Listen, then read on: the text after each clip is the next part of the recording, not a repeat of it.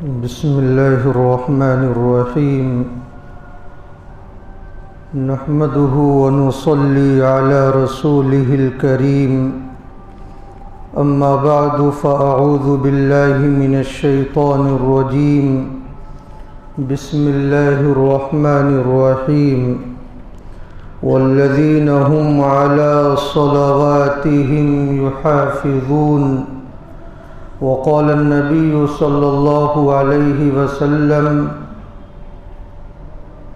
من حافظ على هؤلاء الصلوات المكتوبات لم يكتب من الغافلين صدق الله العلي العظيم وصدق رسوله النبي الكريم ونحن على ذلك من الشاهدين والشاكرين والحمد لله رب العالمين اللهم صل على سيدنا ومولانا محمد وعلى آل سيدنا ومولانا محمد وبارك وسلم۔ قابل صد احترام بزرگوں اور دوستوں، اس سے قبل جمعہ میں بھی آپ کی خدمت میں نماز کی اہمیت اور اس کی افضلیت پر خطاب کیا گیا تھا۔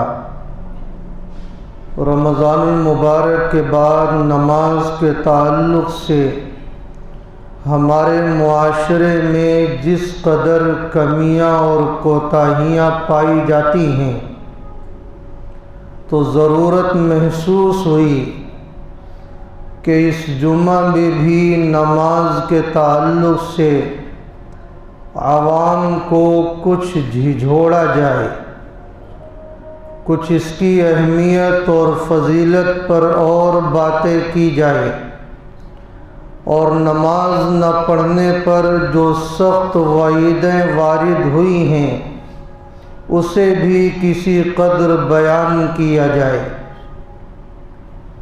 کیونکہ دین اسلام یہ ذوق اور خوف کے درمیانی کیفیت کا نام ہے۔ اگر جنت میں جانے کا ذوق انسان کے دل میں ہے تو جہنم میں جانے کا خوف بھی ہونا چاہیے۔ جو آیت کریمہ میں نے خطبے میں تلاوت کی ہے، پروردگار عالم نے کامیاب یافتہ ایمان والوں کی صفات کا تذکرہ کرتے ہوئے ایک اہم صفت کا تذکرہ فرمایا ہے۔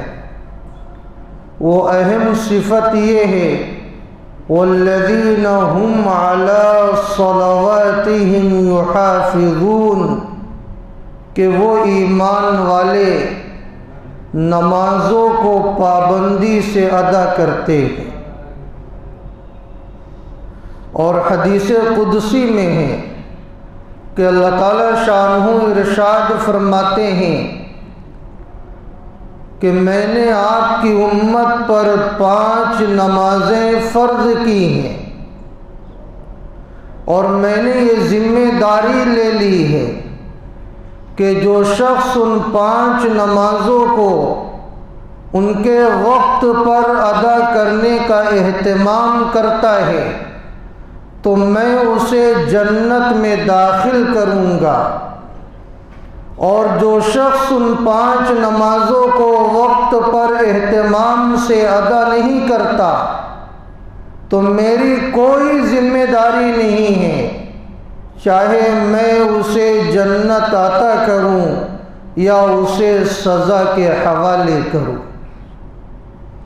معلوم یہ ہوا نماز پڑھنا جنت میں جانے کا ذریعہ ہے، اور نماز نہ پڑھنا جہنم میں جانے کا ذریعہ ہے۔ حدیث پاک میں آتا ہے اول ما يحاسب به العبد يوم القيامة الصلاة، کہ قیامت کے دن سب سے پہلے جس چیز کا حساب و کتاب عبادتوں میں لیا جائے گا وہ نماز کا لیا جائے گا۔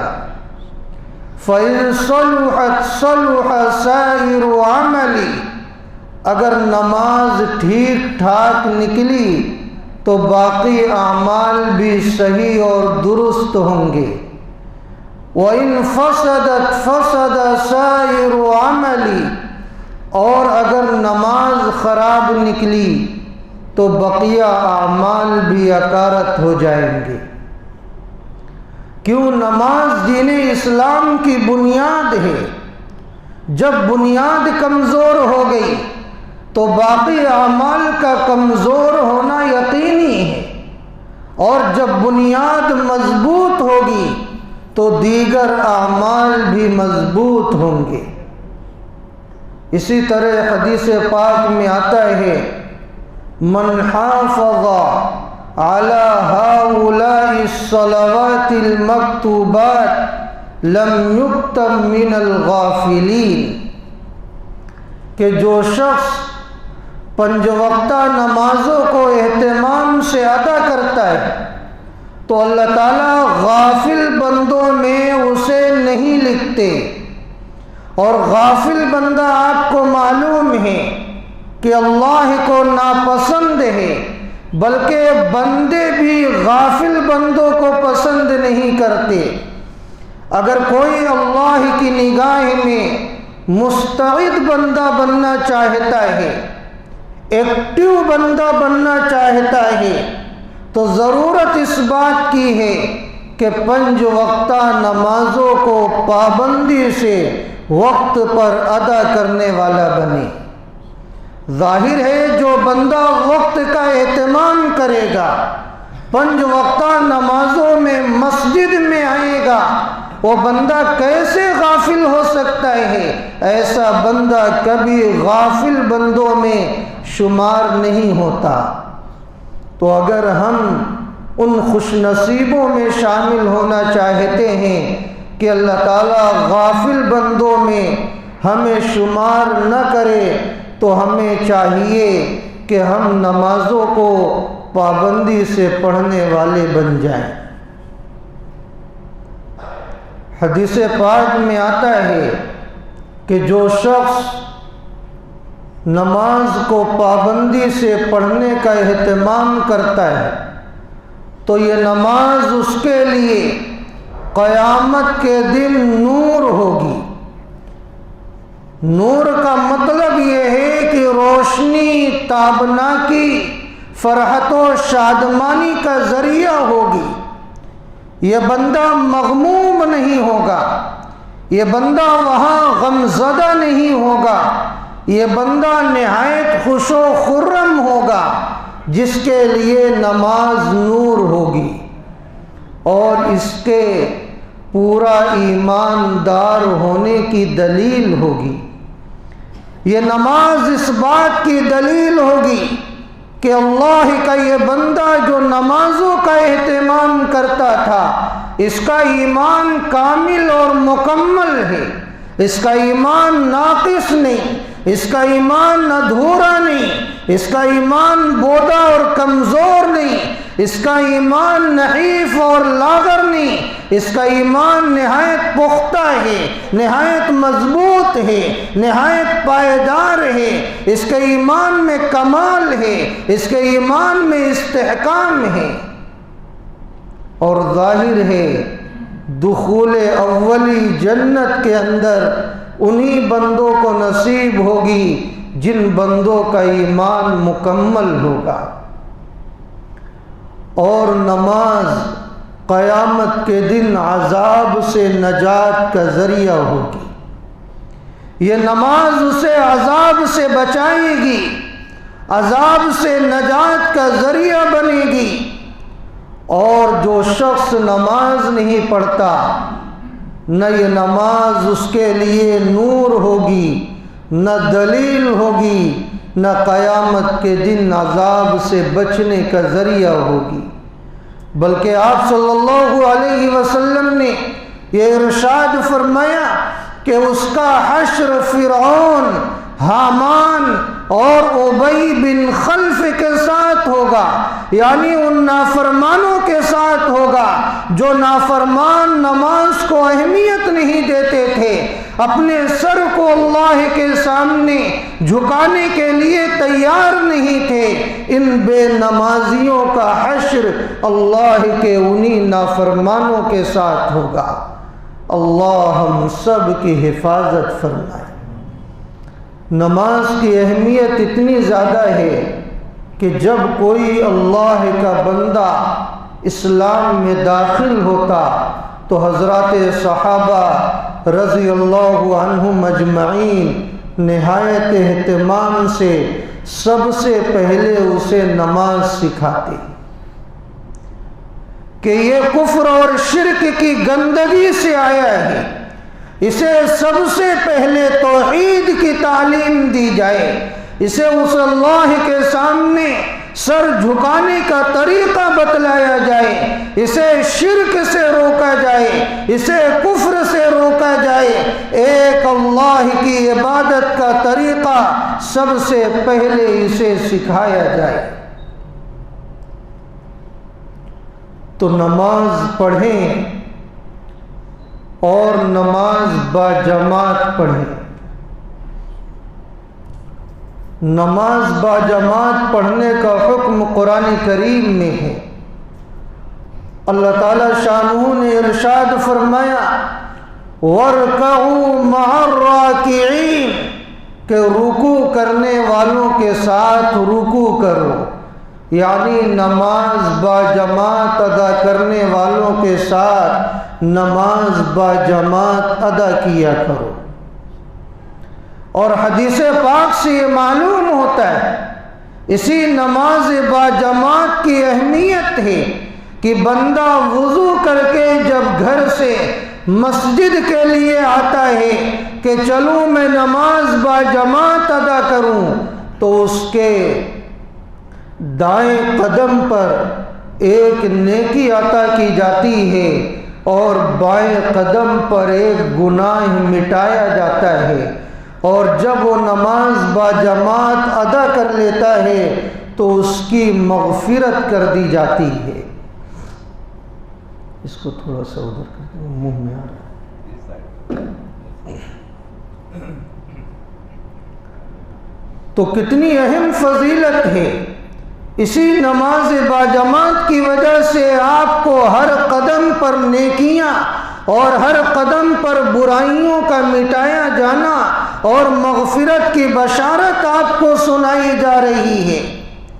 اور اسی نماز با جماعت کی اہمیت اور فضیلت ہے کہ نمازی آدمی جب نماز با جماعت ادا کرنے کے لیے مسجد میں آتا ہے، ابھی نماز کھڑی نہیں ہوئی، وہ چپ چاپ نماز کے انتظار میں بیٹھ جاتا ہے۔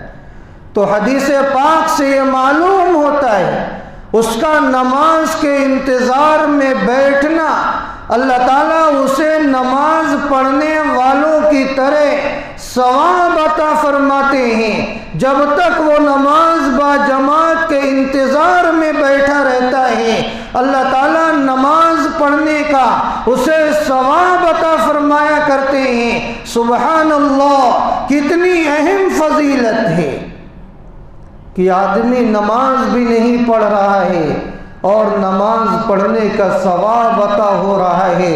یہ کیوں؟ نماز با جماعت کے فکر میں وہ بیٹھا ہوا ہے۔ اور اسی حدیث پاک میں ہے کہ فرشتے اس کے لیے دعا کرتے رہتے ہیں۔ حضرات ملائکہ جو اللہ کی معصوم مخلوق ہے، وہ اس کے حق میں دعا کرتے رہتے ہیں، یا اللہ اس کی مغفرت فرما اور اس پر رحم فرما۔ اسی لیے جب ہم مسجد میں آئیں، نماز کھڑی ہونے میں وقت باقی ہو تو یا تو تسبیحات اور نماز وغیرہ میں لگ جائیں، یا تو چپ چاپ بیٹھے رہیں، مستی نہ کریں، شور و شغب نہ کریں، باتیں نہ کریں، کیونکہ اللہ تعالیٰ آپ کو نماز پڑھنے کا ثواب عطا فرماتے ہیں اور حضرات ملائکہ آپ کی مغفرت کی دعا کرتے ہیں اور اللہ سے رحم کا تقاضا کرتے ہیں۔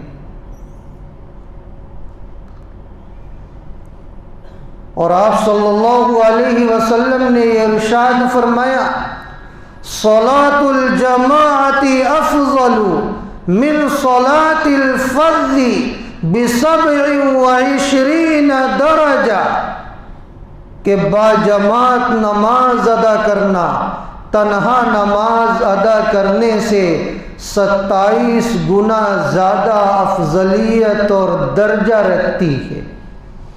ایک آدمی تنہا نماز پڑھ لیا اور ایک آدمی مسجد میں آیا اور نماز باجماعت ادا کیا ہے، تو یہ نماز باجماعت ادا کرنے والا تنہا نماز پڑھنے والے سے 27 گنا زیادہ افضلیت رکھتا ہے۔ تو اتنی زیادہ فضیلت ہے تو ہم تنہا نماز کیوں پڑھیں؟ مسجد میں آ کر باجماعت نماز ادا کرنے کی عادت ڈالیں۔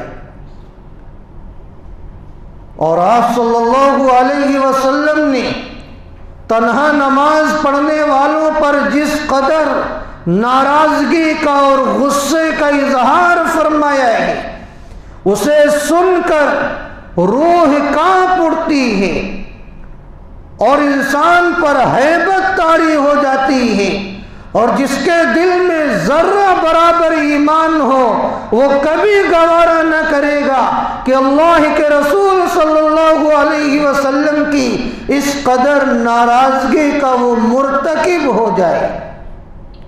آپ نے کیا ارشاد فرمایا کہ میرا دل یہ چاہتا ہے کہ میں چند جوانوں کو حکم دوں کہ وہ بہت سارا ایندھن جمع کرے، اور جمع کرنے کے بعد میں ان گھروں میں جاؤں جن گھروں میں لوگ تنہا نماز پڑھتے ہیں، ان گھروں میں جا کر ان گھروں کو آگ لگا دوں۔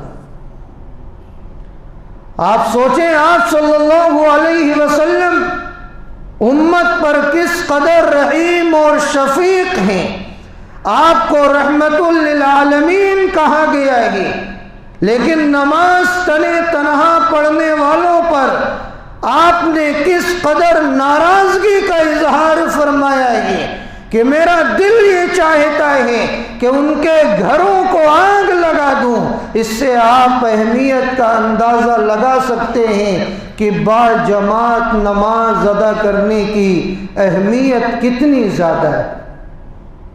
اب جو سرے سے نماز ہی نہ پڑھے تو آپ اس پر کس قدر ناراض ہوں گے، آپ اس کا اندازہ اسی حدیث پاک سے لگا سکتے ہیں۔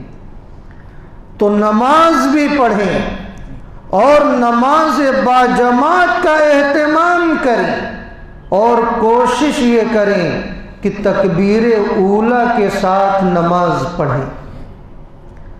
تکبیر اولیٰ کے ساتھ جو شخص نماز پڑھتا ہے اس کی بھی مخصوص فضیلت ہے۔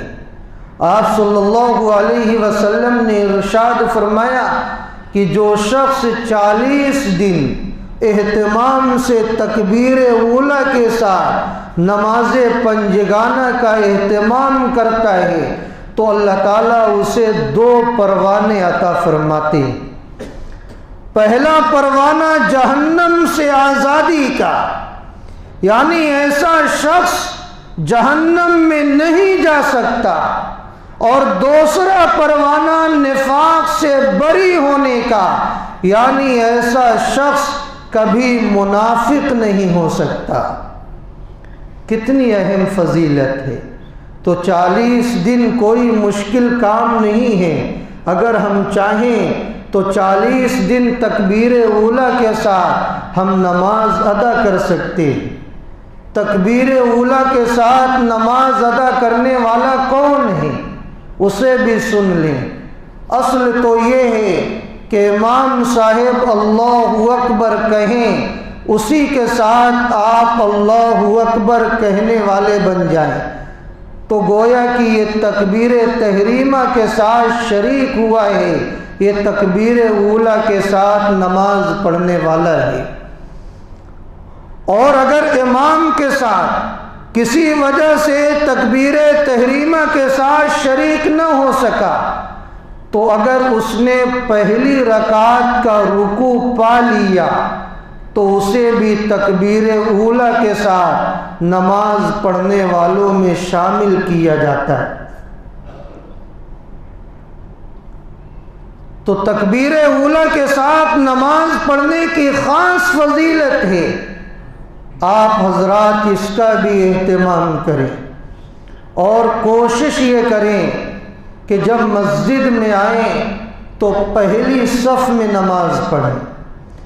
پہلی صف والوں کی خصوصی فضیلت ہے، آپ صلی اللہ علیہ وسلم کا معمول تھا کہ آپ پہلی صف والوں کے لیے 2 مرتبہ مغفرت کیا کرتے تھے، مغفرت کی دعا کیا کرتے تھے، اور دوسری صف والوں کے لیے 1 مرتبہ مغفرت کی دعا کیا کرتے تھے۔ تو معلوم یہ ہوا پہلی صف میں نماز پڑھنا یہ اور زیادہ فضیلت کا باعث ہے۔ اور یہ بھی کوشش کریں کہ داہنی طرف کھڑے ہوں، داہنی طرف کا حصہ خالی نہ رہے، داہنی طرف نماز پڑھنے کی خاص فضیلت ہے۔ آپ صلی اللہ علیہ وسلم نے ارشاد فرمایا، ان اللہ وملائکتہ یصلون علی میامن الصفوف، کہ بے شک اللہ اور اس کے فرشتے داہنی جانب داہنی صف میں نماز پڑھنے والوں پر رحمت نازل فرماتے ہیں۔ اللہ تعالیٰ بھی رحمت کا نزول فرماتے ہیں اور حضرات ملائکہ بھی رحمت کا نزول فرماتے ہیں۔ تو کتنی بڑی فضیلت ہے داہنی طرف نماز پڑھنے والوں کی۔ اب اگر کبھی ایسا ہو کہ اس فضیلت کو سن کر سارے کے سارے داہنی ہی طرف کھڑے ہیں، بائیں طرف کوئی نظر ہی نہیں آ رہا، صف خالی ہے، اب اگر کوئی یہ سوچ کر کہ بائیں طرف کا حصہ بھی پر ہو جائے، ادھر سے بائیں طرف آ جاتا ہے تو اس کی اور فضیلت ہو جاتی۔ تو اللہ کے رسول صلی اللہ علیہ وسلم نے بڑے پیارے پیارے ارشادات کے ذریعے بہت پیاری پیاری فضیلتیں ہمیں بتلائی ہیں۔ اگر ہم اجر و ثواب حاصل کرنا چاہیں اور ایک نماز کے ذریعے لاکھوں اور کروڑوں نیکیاں حاصل کرنا چاہیں اور اللہ کے نزدیک قرب حاصل کرنا چاہیں، اپنی مغفرت کرانا چاہیں، اپنے گناہوں کی معافی حاصل کرنا چاہیں اور جنت کے اندر داخلہ پانا چاہیں، تو ایک نماز ہمارے لیے ان ساری چیزوں کا ذریعہ بن سکتی۔ اور کوشش یہ کریں کہ جب آپ نماز پڑھیں تو صفوں کو ملا کر پڑھیں، صف کا کوئی حصہ خالی نہ رہے۔ صفوں کو پر کرنے والے بھی اللہ کے نزدیک بڑے محبوب ہیں، اور صفوں کو خالی کرنے والے اللہ کے نزدیک بڑے مذموم ہیں۔ صفوں کو پر کرنے والوں کے متعلق یہ فضیلت آئی، من وصل صفا وصلہ اللہ، جو شخص صفوں کو پر کرتا ہے تو اللہ تعالیٰ اسے اپنے قریب کرتے۔ ومن قطع صفا قطعہ اللہ، اور جو شخص صفوں کو توڑتا ہے، صفوں کے درمیان کشادگی رکھتا ہے، تو اللہ تعالیٰ اپنے سے اسے دور کرتے۔ اسی لیے صفوں کو جوڑ کر نماز ادا کرنے والے بنے۔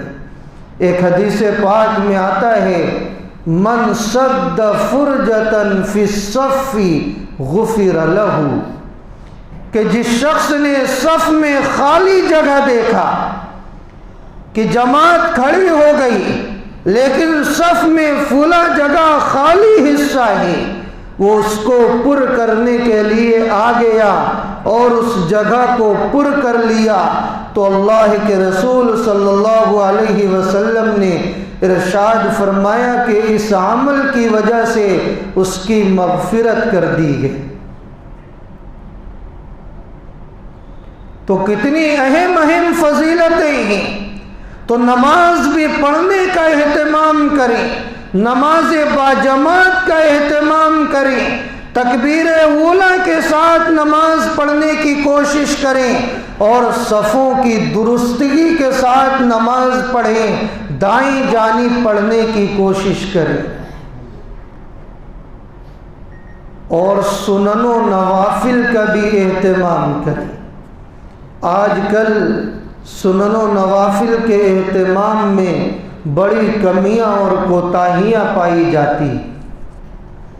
ابھی نماز جمعہ میں لے لیجیے، جب نماز جمعہ مکمل ہوتی اور امام جب سلام پھیرتا ہے تو لوگ اس طرح مسجدوں سے تیزی کے ساتھ بھاگتے ہیں کہ ایسا محسوس ہوتا ہے کہ امام صاحب نے انہیں قید و بند میں مبتلا کیا تھا اور سلام پھیرا کہ انہیں آزادی ملی ہے، اور نہایت تیزی کے ساتھ یہ مسجد سے نکلتے ہیں۔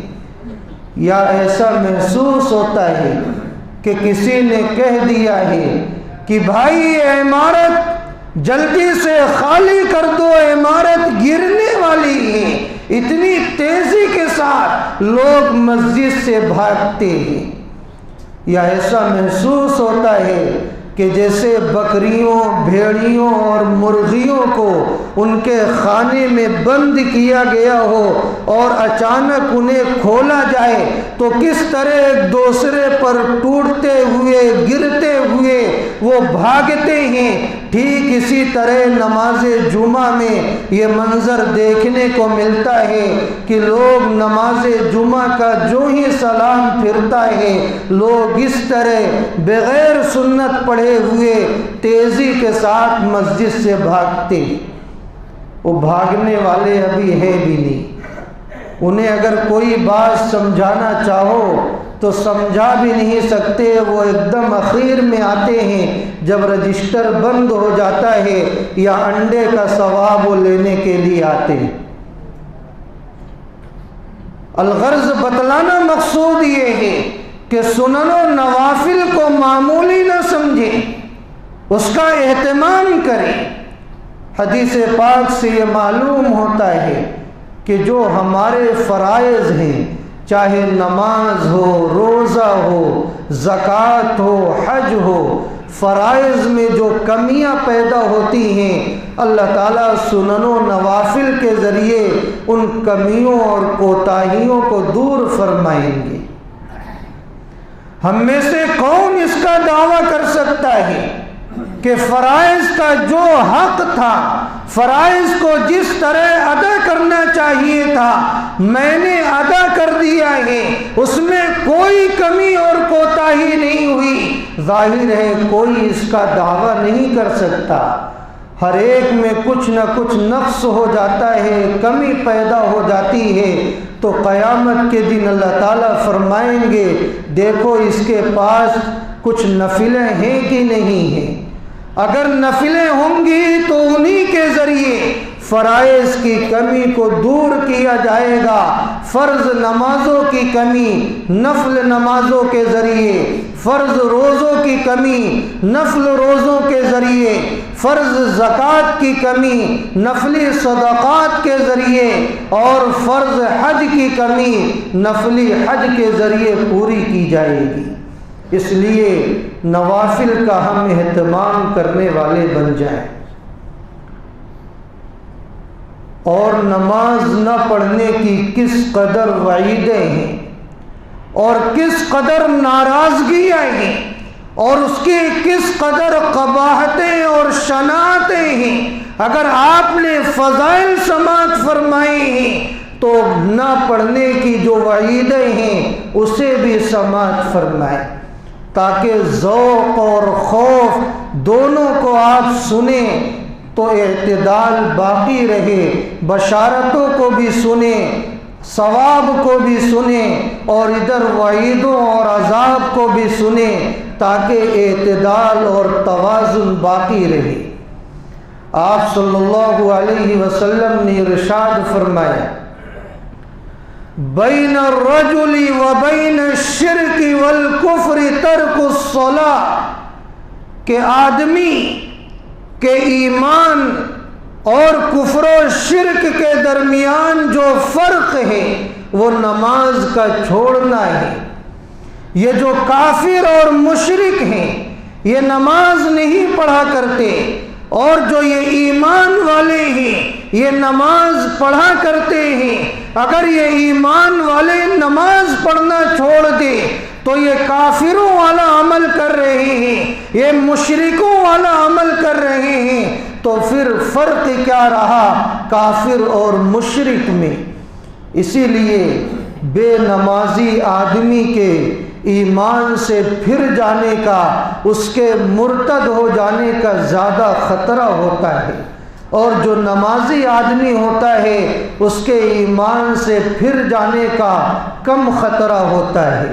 اس وقت ارتداد کی لہر بہت زوروں پر ہے اور باطل بہت زیادہ محنت کر رہا ہے، خصوصاً ہمارے ایمان والی بچیوں کو وہ شکار بنا رہا ہے، محبت کے جال میں پھنسا کر ان کو ان کے ایمان سے محروم کر رہا ہے، اور مستقل پلاننگ بنائی جا رہی ہے، منصوبہ بند طریقوں پر یہ کام کیا جا رہا ہے، اور ہماری بچیاں جو ایمان سے محروم ہو کر ان کی گود میں جا کر بیٹھ رہی ہیں، اس کی بہت ساری وجوہات میں سے ایک بڑی وجہ ان کا نماز کا پابندی سے نہ پڑھنا ہے۔ اس لیے آپ گھروں میں توجہ دیں، اگر مستورات نماز نہیں پڑھ رہی ہیں آپ نماز کا عادی بنائیں، اور اپنی بچیوں کو کہیں کہ وقت پر گھروں میں نماز پڑھیں۔ آج ہماری بچیاں، ہمارے گھروں میں رہنے والی ہماری مائیں اور بہنیں نماز سے بہت زیادہ غافل ہیں، جو نماز بھی پڑھتی ہیں وقت پر نماز نہیں پڑھتی۔ یاد رکھیں، باطل کا ایک جھونکا نماز نہ پڑھنے والیوں کو متاثر کر دیتا ہے۔ اگر آپ چاہتے ہیں کہ ہماری بچیوں کا، ہماری بہنوں کا ایمان محفوظ رہے تو انہیں نماز کی عادت ڈالیں۔ آج ہی سے آپ اپنے گھروں میں جائیں، آپ خود نماز پڑھیں اور اپنے گھر والوں کو تلقین کریں کہ وقت پر سارے کام کاج کو چھوڑ کر وہ سب سے پہلے نماز پڑھیں۔ اس نماز کی برکت ہوگی کہ انشاءاللہ باطل کبھی بھی آپ کی بچیوں پر حملہ نہیں کر سکے گا، ورنہ اگر آپ کی بچیوں کا ایمان چلا گیا تو آپ یاد رکھیں، آپ نے اپنی بچیوں کو چاہے بنگلہ دیا ہوگا، اچھی سے اچھی سواریاں دی ہوں گی، اچھے سے اچھے کھانے اور پینے کے اسباب دیے ہوں گے، لیکن ایمان کی دولت سے وہ محروم ہو گئیں تو یہ سمجھ جائیے کہ سب کچھ ان کا لٹ گیا۔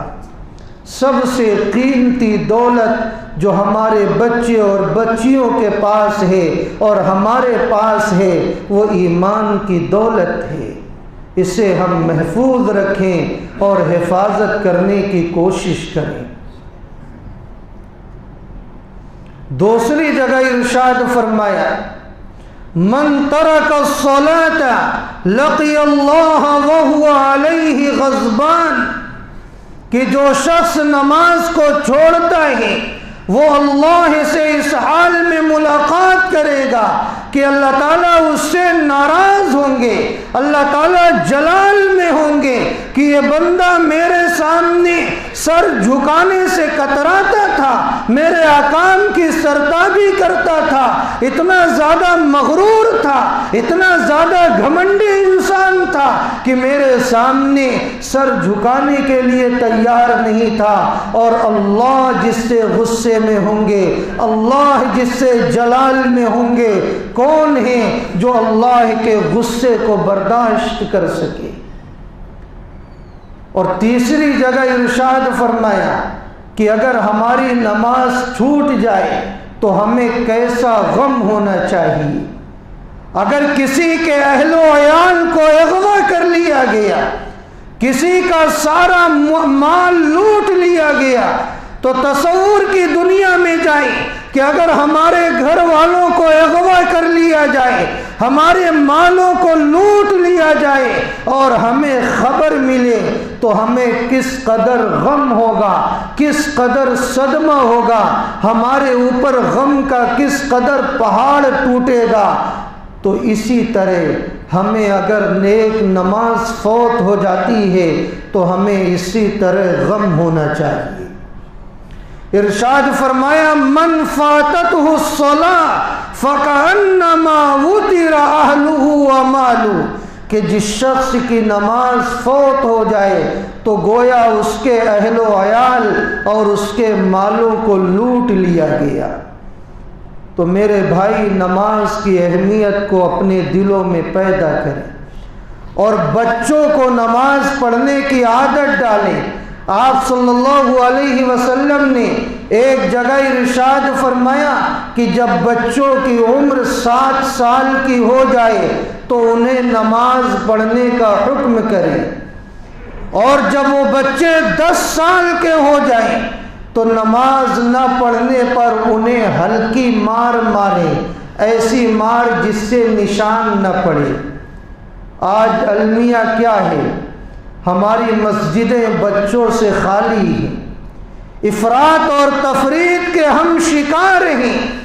بہت سارے لوگ تو اتنا غلو کر گئے کہ بہت سارے چھوٹے چھوٹے بچے، 3 اور 4 سال کے بچے، جنہیں پاکی اور ناپاکی کا کوئی علم نہیں، جنہیں گھر اور مسجد کے درمیان کوئی فرق نہیں، جنہیں گندگی اور ناگندگی کا کوئی علم نہیں، انہیں مسجد میں لے کر کے آ جاتے ہیں، حالانکہ ان معصوم بچوں کو مسجد میں لانا منع ہے۔ جن بچوں کو پاکی اور ناپاکی کا کوئی علم نہیں، صحیح اور غلط چیز کے درمیان تمیز پیدا کرنے کا کوئی سلیقہ نہیں، ایسے بچوں کو مسجد میں لانا منع ہے، یہ یاد رکھیں۔ اس لیے 3-4 سال کے بچوں کو مسجد میں آپ حضرات ہرگز نہ لائیں۔ دوسری طرف ہم تفریط کے شکار ہیں۔ تفریط کیا ہے؟ 7 سال یا اس سے اوپر کے بچے، جو بچے باشعور ہوتے ہیں، جنہیں بتلا دیا جائے یہ مسجد ہے وہ سمجھ جاتے ہیں، جنہیں بتلایا جائے یہ گندگی ہے وہ سمجھ جاتے ہیں، جنہیں بتلایا جائے وضو کر کے مسجد میں آیا جائے وہ سمجھ جاتے ہیں، جنہیں بتلایا جائے نماز کیسے پڑھنی ہے وہ سمجھ جاتے ہیں۔ ایسے بچوں کو مسجد میں لایا جائے، ان کی عادت ڈالی جائے۔ بچے مسجدوں میں ہونا چاہیے، مسجدیں بچوں کی شان ہیں، بچوں کی مستقل صف ہونی چاہیے، لیکن ہم بچوں کو مسجدوں میں نہیں لاتے۔ ان کی عادت کیسے بنے گی؟ یہی تو وجہ ہے جب وہ بڑے ہوتے ہیں وہ نماز سے غافل ہو جاتے ہیں۔ شریعت یہ چاہتی ہے 7 سال کی عمر سے آپ انہیں عادت ڈالیں تاکہ جب وہ بالغ ہوں تو ان کی خوب پختہ عادت بن جائے اور بلوغت کے بعد کوئی نماز ان کی چھوٹنے نہ پائے۔ تو بچوں کو مسجدوں میں لائیں۔ اور بچوں کی صف کا مسئلہ، دھیان سے یہ مسئلہ آپ حضرات سن لیں، اس میں بہت زیادہ غفلت ہے۔ بہت سارے بچے آتے ہیں، اور بڑوں کے درمیان کھڑے ہو جاتے، لوگ فوراً ان بچوں کو پیچھے کرنے لگتے اور یہ تصور دیتے ہیں کہ بچے اگر درمیان میں ہوں گے تو ہماری نماز صحیح نہیں ہوگی۔ یہ بالکل غلط ہے۔ اگر بچے زیادہ ہیں، باشعور ہیں، ان کی پیچھے مستقل صف بن سکتی ہے تو آپ حضرات مستقل ان کی پیچھے صف بنا دیں۔ لیکن اگر یہ خطرہ ہے کہ وہ پیچھے رہیں گے تو مستی کریں گے، شور و شغب کریں گے، تو جو ان کے ولی ہیں، ذمہ دار ہیں، وہ انہیں اپنے بغل میں کھڑا رکھیں تاکہ وہ بچے شور نہ کریں اور اچھے سے نماز پڑھیں۔ اور وہ بچے نقال ہوتے ہیں، آپ کے بغل میں رہیں گے، آپ کی نقل و حرکت کو دیکھ کر وہ بھی اسی طرح نماز پڑھنے کی کوشش کریں گے۔ دھیرے دھیرے صحیح طریقے پر انہیں نماز پڑھنا آ جائے گا۔ اس لیے بچوں کو مسجد میں لائیں، اور جو بچے جہاں بیٹھے ہیں اگر کسی کے باپ ان بچوں کو لے کر بیٹھے ہوئے ہیں، ان بچوں کو پیچھے ہرگز ہرگز نہ کریں، آپ کی نماز ان بچوں کے ساتھ ہو جائے۔ یہ مسئلہ ہے، اس پر آپ حضرات عمل کریں۔